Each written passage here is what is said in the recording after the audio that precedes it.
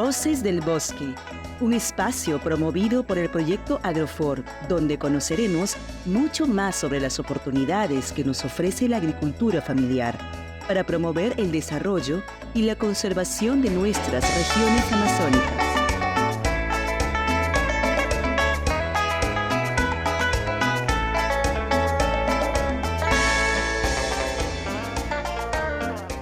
¿Dónde están y cuál es la dinámica de vida de las y los agricultores familiares?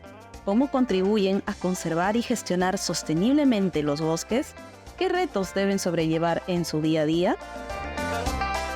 Soy Alicia Medina y a lo largo de estos programas tendremos diversos invitados e invitadas con quienes aprenderemos de sus experiencias y conocimientos sobre temas como agroforestería, conservación y sostenibilidad. Hoy nuestra invitada llega desde Tarapoto, San Martín.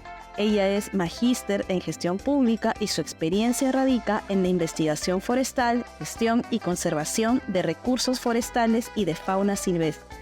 Ha laborado en la Dirección de Gestión Forestal y de Fauna Silvestre de la Autoridad Regional Ambiental de San Martín y actualmente se desempeña como especialista legal del proyecto Agrofor para el programa Bosques y Servicios Ecosistémicos de la Sociedad Peruana de Derecho Ambiental, SPDA. Demos la bienvenida a Flor Cabanillas. ¿Cómo estás, Flor? Muy bien, Alicia. Muchas gracias por la invitación a tu programa. Esperamos que las respuestas a tus preguntas sean satisfactorias y pueda un poco ayudar a que el programa se vaya desarrollando de acuerdo a la orientación que tiene, ¿no? Como Voces del Bosque. Muchas gracias a ti, Flor, por acompañarnos en esta segunda edición. En el programa anterior conocimos el potencial de la agricultura familiar y su aporte al desarrollo social, ambiental y económico de las regiones amazónicas, y hoy queremos profundizar en este actor como aliado en la conservación de los bosques. Entonces, Flor, a partir de tu experiencia en campo y como especialista legal trabajando con familias agricultoras, ¿cuál es la visión que ellas tienen sobre el territorio donde realizan sus actividades? ¿Qué es lo que has podido observar? Hablar de la visión es un poco amplio, ¿no? O sea, y no podemos visualizar la visión como estamos acostumbrados a visualizarla desde un concepto institucional o empresarial, ¿no? Ya que si hablamos del agricultor, hablamos de familias, agricultores que se van desarrollando y que van generando sus acciones ante diferentes circunstancias, ¿no?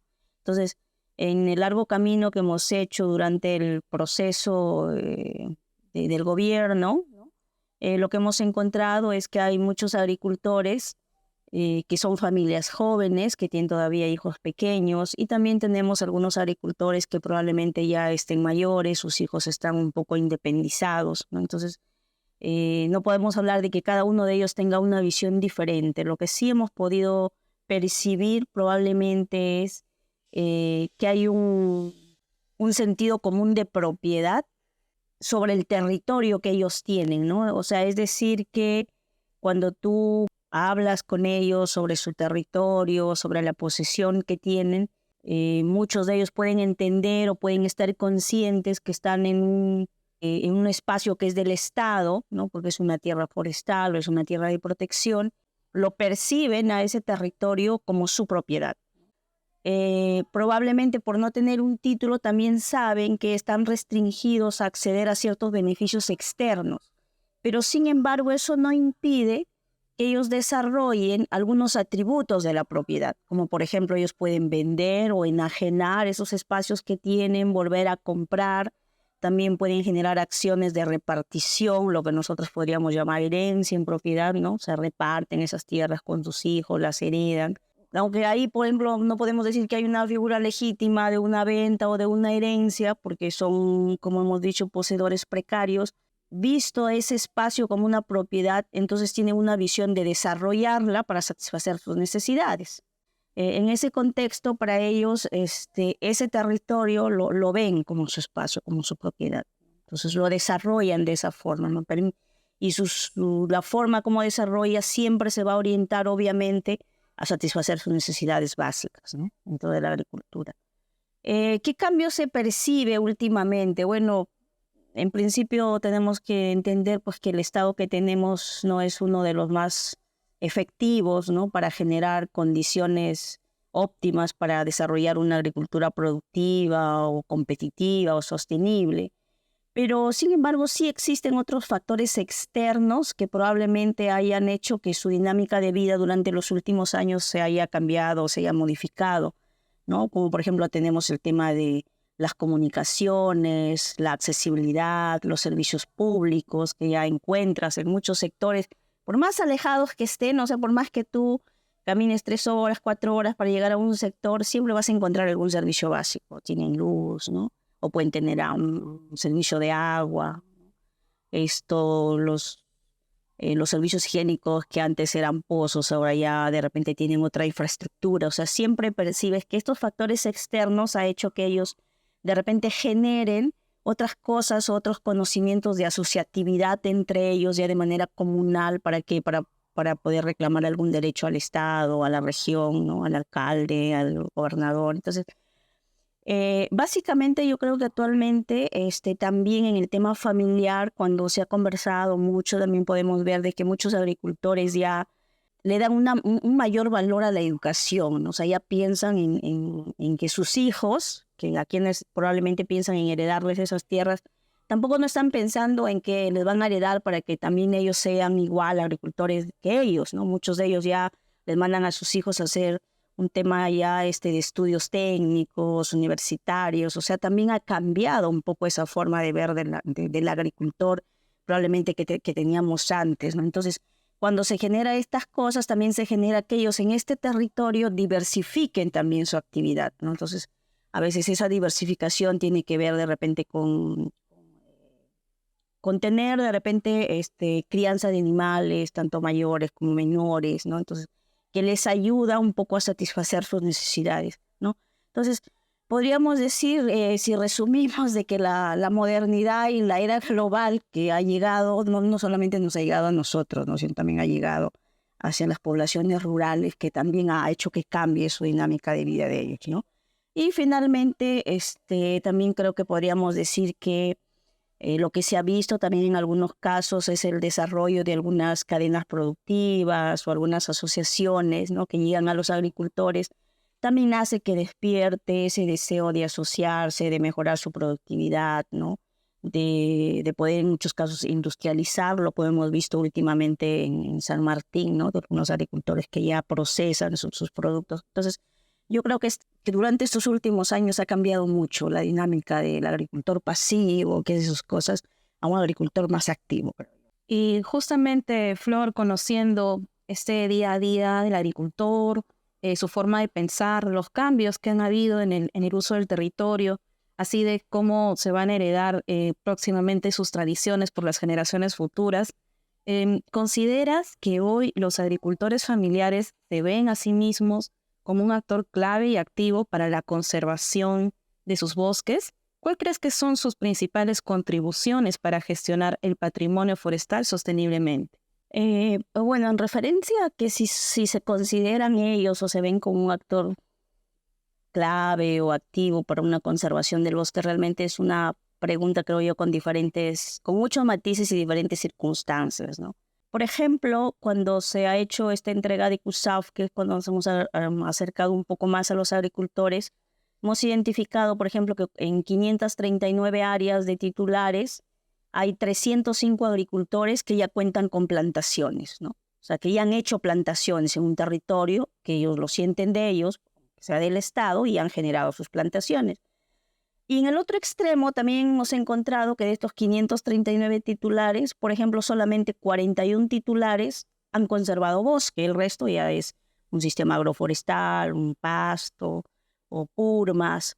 Digamos que han ido cambiando el uso del suelo o el uso forestal del suelo, ¿no? O lo han conservado. Pero no, yo pienso que al momento que ellos lo han hecho no estaban pensando de que son un actor clave. O sea, no estaban pensando de que voy a cuidar el bosque porque yo soy el actor clave en la protección del bosque o del patrimonio, o voy a incrementar el bosque por esto. O sea, ellos probablemente todas esas acciones lo han hecho porque muchos de esos agricultores se han visto en diferentes circunstancias, ¿no? Cuando tú le preguntas, por ejemplo, al agricultor y dices, y usted ha hecho su vivero para sembrar, ¿cómo tiene sus plantaciones, no? Te dicen, no, lo que pasa es que por acá pasó un proyecto, por acá hubo un proyecto y nos dejaron plantas, ¿no? O el Ministerio de Agricultura vino, nos dejaron plantas, o hubo una asociación, ¿no? O sea, siempre han tenido ciertas circunstancias que les han permitido acceder a eso, ¿no? Entonces, muchos obviamente han accedido, han hecho sus plantaciones, otros probablemente no, pero lo han hecho como parte de su día a día. O sea, no, digamos que no, no creo yo que ellos se consideren, ¿no?, como actores claves o no, pero sí hacen prácticas que posteriormente pueden generarse como que sean claves para la conservación del bosque, ¿no? Pero para eso ya el Estado necesita intervenir, creo yo. Pero ellos sí perciben su actividad bajo este tema de generar la sostenibilidad de su territorio, de su propiedad, ¿no? De gente de cuidar su bosque o de tener sus plantaciones. Porque cuando tienen una plantación o cuando la siembran, probablemente en ese momento están pensando en que van a tener un futuro aprovechamiento de esa plantación. No saben cuándo, no saben cómo, pero lo siembran, ¿no? Y saben que en algún momento la van a poder aprovechar, si no es ellos, sus hijos. Entonces, ellos lo hacen más pensando en eso, en el tema familiar. Ahora, cuando tú me dices que cuáles van a ser sus principales contribuciones para gestionar el patrimonio, como ya te dije, o sea, ellos probablemente no sepan qué es el patrimonio forestal.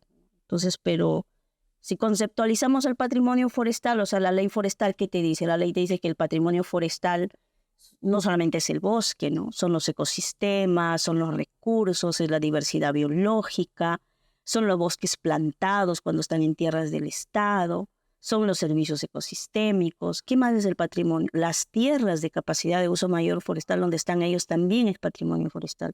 Los paisajes también es patrimonio forestal. Entonces, ellos no han conceptualizado que todo eso es patrimonio forestal, solo desarrollan esa actividad. Pero justamente cuando desarrollan esa actividad, probablemente sí generan algunas contribuciones con las acciones que hacen, ¿no? Con el cuidado del bosque, con tener plantaciones, qué sé yo. No, pero nosotros ya, por ejemplo, que ya conocemos la norma, ya podemos decirlo. El agricultor no lo dice, pero tú ya, con este ejemplo que te doy, tú ya dices, bueno, este agricultor, mira, cuidado el bosque, ¿no? Este agricultor ha incrementado el patrimonio forestal porque ha sembrado plantas, o sea, ha incrementado el patrimonio en tierra del Estado, ha hecho plantaciones, ¿no?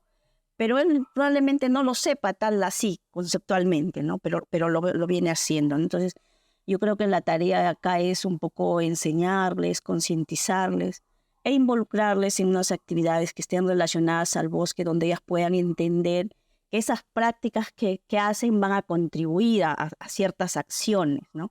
Pero que a la vez también hay que decirles qué beneficios van a tener por tener esas prácticas. O sea, más allá del beneficio de la productividad, más allá del beneficio de que para que conservando sus suelos el beneficio probablemente va a ser directo para ellos por la productividad y porque van a mejorar sus plantaciones. O sea, más allá de eso, de repente migrarles hacia otra cosa como los servicios ecosistémicos, como la valoración de los paisajes, ¿no? O sea, migrar a otras cosas que ellos también no solamente lo vean como un poema, como un tema ambiental, ¿no? Ay, los servicios ecosistémicos, sino que lo vean como algo que lo pueden palpar. O sea, ¿quién va a pagar por los servicios ecosistémicos? Ahora le pagan a las comunidades nativas, a estos agricultores que están en estas zonas rurales.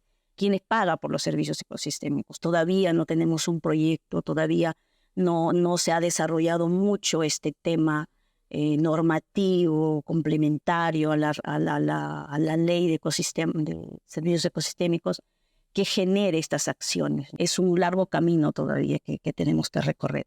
Precisamente vemos que los agricultores familiares tienen ese potencial para enfrentar los grandes desafíos globales como el cambio climático, la inseguridad alimentaria, el deterioro de los recursos naturales, la crisis energética y la persistente pobreza rural. La pregunta es, ¿cómo desde la Amazonía peruana los agricultores familiares pueden hacer frente a estos desafíos, al mismo tiempo que aportan a la conservación? Bueno, creo que recopilando un poco las respuestas anteriores, creo que lo que podría decirte es que si la agricultura familiar lo orientamos a prácticas agrícolas sostenibles, probablemente va a ayudar o va a contribuir a reducir las emisiones de gas de gases de efecto invernadero, va a aumentar la resiliencia, el sistema agrícola a los cambios climáticos, ¿no? Por otro lado, si a esta agricultura familiar también la podemos incluir, por ejemplo, en programas de reforestación, ¿no? O en donde no se puede hacer eso, donde no se puede establecer cultivos en limpios, de repente generar prácticas agroforestales. O sea, si orientamos la agricultura, yo creo que van a poder contribuir, no solamente pensando en competitividad y productividad, sino también viendo también el otro ítem que es la conservación, ¿no? O sea, ambos de manera sostenible, o sea, no más productividad, más competitividad y qué me importa la conservación. Recuerden que pueden encontrar este y todos nuestros programas y podcasts en la página web de Agrofor, www.agrofor.info, y en otras plataformas como Spotify, Instagram, Facebook y Twitter. Gracias, Flor, por todas las ideas, conocimientos que has compartido el día de hoy con nuestros oyentes. Ahora hemos llegado a nuestra sección Micrófono Abierto, donde tendremos 2 preguntas del público. Hola amigos, soy funcionario de la Autoridad Regional Ambiental de Amazonas. Mi pregunta en relación al tema de hoy es, ¿cuáles son los retos de asistencia técnica que existen en el campo y que el agricultor afronta en su día a día? Bueno, ¿cuáles son los retos de las autoridades, ¿no? Cuando hablamos de la agricultura, por ejemplo, la Política Nacional Agraria se aprobó el año 2021, nos dice, por ejemplo, que dentro de la agricultura familiar hay 3 categorías de productores agrarios, pero que el 88% de ellos se centra en la agricultura familiar de subsistencia, ¿no? O sea, que la mayor cantidad de agricultores que tenemos en el Perú son agricultores de subsistencia, ¿no? Hay un 10% también de una agricultura de transición intermedia que está, ¿no?, entre la subsistencia y pasando a hacer un mejor nivel de su agricultura. Y hay otro porcentaje de esta agricultura ya consolidada, que son probablemente las grandes empresas que realizan las exportaciones y todo lo demás. Entonces, es que la agricultura que tenemos aquí en nuestro país también se da en diferentes escenarios, ¿no? O sea, tenemos una agricultura que se puede dar dentro de títulos de propiedad y tenemos otra agricultura que se da en tierras forestales y de protección. Entonces esos diferentes escenarios van a tener diferentes formas de cómo el Estado va a poder brindarles a los agricultores estos servicios técnicos o estas cadenas productivas. Entonces también ahí tenemos otro escenario. Por ejemplo, uno de los... La estrategia nacional, por ejemplo, te dice que la agricultura familiar es un modo de vida, de producción de una familia y su principal fuerza es la fuerza laboral. Entonces, estos agricultores de las diferentes acciones controlan casi 3.5 millones de hectáreas de tierras en la Amazonía. Entonces, pero no solamente lo ve agricultura, sino porque se considera dentro de la estrategia como la agricultura también el tema de la apicultura, la pesca artesanal, la aquicultura. O sea, si ves agricultura en conjunto son varias cosas, entonces son varios actores. Entonces, ¿cuál va a ser uno de los principales retos, creo yo, aquí de las autoridades?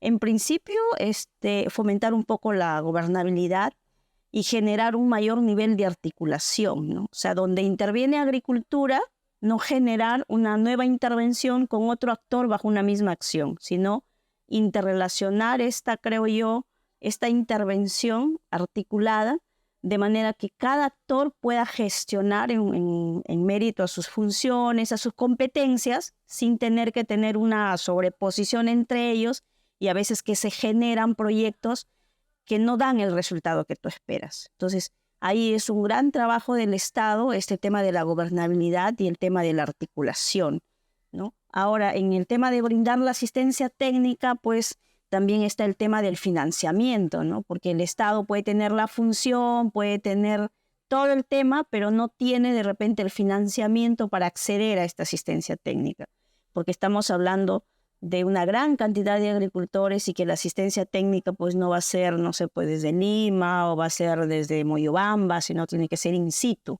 lo que genera que haya una mayor participación y un mayor gasto por parte del Estado. Entonces, yo creo que esos son algunos de los principales retos que tiene el Estado, ¿no? De poder articular entre ellos para poder generar ya ya las herramientas están dadas. O sea, ya tienes la política nacional agraria, tienes la estrategia, tenemos las 35 políticas nacionales, ¿no? Dentro de ellos está el tema de la alimentación. O sea, ya todas las políticas están dadas, creo. Lo que necesita el Estado es articularlas, es generar ya esta acción de que se pueda apoyar al agricultor, pero así, de una forma transversal, de que se la ayude de acuerdo a varias circunstancias que tenga, ¿no? Porque, por ejemplo, dices, agricultura puede decir, yo no puedo entrar a porque a eso lo ve la autoridad regional, porque ese es bosque, ese es patrimonio forestal, ahí no entro yo, ahí, ¿no? Pero ahí tiene que articularse. Entonces, esos son los retos, considero yo, porque ya si hablamos de qué políticas hay, qué estrategias hay, qué norma hay, cuál es su función, yo creo que eso ya es irrelevante, porque ya todo eso ya está escrito ya. Claro, y considerando todo eso, entonces, ¿qué es lo que tú piensas que el agricultor está esperando de esa autoridad? Bueno, el agricultor lo que espera del Estado es que les ayuden a desarrollar su territorio, ¿no? Les ayuden a generar una mayor productividad, les ayuden a ingresar a un espacio competitivo, les ayuden a generar una cadena que no solamente vaya a un proyecto como lo que ya vimos en las respuestas anteriores. Entró el proyecto por alguna razón y les dejó plantaciones. Ellos han hecho sus plantaciones, el tiempo ha pasado, y recién con otra norma ya de repente se puede generar esa plantación, ¿no? Entonces, pero no hay un desarrollo completo, ¿no? O sea, tiene que haber una cadena productiva completa, que no solamente le dé la asistencia técnica para mejorar el suelo, mejorar la productividad, sino que le permita generar una asociatividad para que pueda entrar a un proceso competitivo, ¿no? Que les pueda aperturar un mercado, que les pueda aperturar un procesamiento, una industrialización de sus productos. O sea, tiene que ser completa la cadena, que es lo que ellos esperan, ¿no? Porque eso creo que yo es en lo general, ¿no? Porque cada agricultor, dependiendo de sus circunstancias, y ya como te he dicho, ya la política nos ha dicho qué tipo de agricultores tenemos, probablemente van a tener cada uno diferentes motivaciones y diferentes necesidades. Pero en general creo que es eso, ¿no? De que todo sea completo. Muchas gracias, Flor. Ahora tenemos una segunda pregunta, esta vez desde la región San Martín. Hola amigos, soy funcionaria de la Autoridad Regional de San Martín. Mi pregunta es, ¿cuál es la importancia de involucrar a agricultores familiares en la lucha contra la deforestación y la mitigación del cambio climático? El futuro de las familias agricultoras. Yo creo que el futuro de las familias agricultoras también tiene que ver con nuestro futuro, creo yo, sinceramente. Porque mira, si nosotros no le damos a estas familias productoras como Estado el apoyo que ellos necesitan para desarrollar el bosque, para generar sostenible el bosque, o sea, si no tenemos ese tema de que a través de esos cultivos van a generar un mayor impacto sobre el cambio climático, ¿no? Si los productos no van a generar esta resiliencia, entonces al final, si el futuro de ellos no es tan bueno, también va a ser el futuro, yo creo que del ambiente en general, ¿no? Porque ya te dije, 3.5 millones de hectáreas es de la agricultura en el Perú, o sea, que ellos manejan esa cantidad de hectáreas. Entonces, es grande el espacio que ellos tienen. El 88% de la agricultura es de subsistencia. Cuando hablamos de agricultura de subsistencia, hablamos de pequeños agricultores que tienen pequeños espacios que pueden ser titulados o no titulados, que están manejando el territorio. Entonces, si el Estado no les ayuda a generar eso, entonces lo que vamos a tener es pues más deforestación, más degradación del territorio, de la tierra, baja productividad, ¿no? Y el agricultor, cuando tiene este tema de circunstancias, siempre le va a ver al bosque como su alacena. O sea, si no tengo productividad, voy a seguir deforestando, voy a seguir tumbando bosque porque acá voy a tener una mejor cosecha, ¿no? Y si la cosecha no me ayuda, pero acá está mi bosque, de repente también puedo ser parte de una cadena de tala ilegal porque voy a vender esta madera, ¿no? No de la forma legal, pero lo necesito, ¿no? Y lo hago, ¿no? Y siempre va a haber personas que van a estar dentro de ese proceso. Entonces, yo creo que el futuro de ellos va a depender mucho de cómo el Estado va a generar este fortalecimiento de capacidades, esta asistencia técnica y esta articulación para que les brinde el mejor desarrollo de sus territorios. Muy bien, amigos y amigas, hemos llegado al final de este episodio. Muchas gracias nuevamente, Flor, por habernos acompañado en este interesante segundo episodio de nuestro programa y bueno, esperamos que todos la hayan pasado bien. Este programa llegó gracias al proyecto Agrofor promovido por el Instituto de Investigación CIFOR y CRAF, el Instituto de Crecimiento Verde Mundial GGGI y la Sociedad Peruana de Derecho Ambiental SPDA.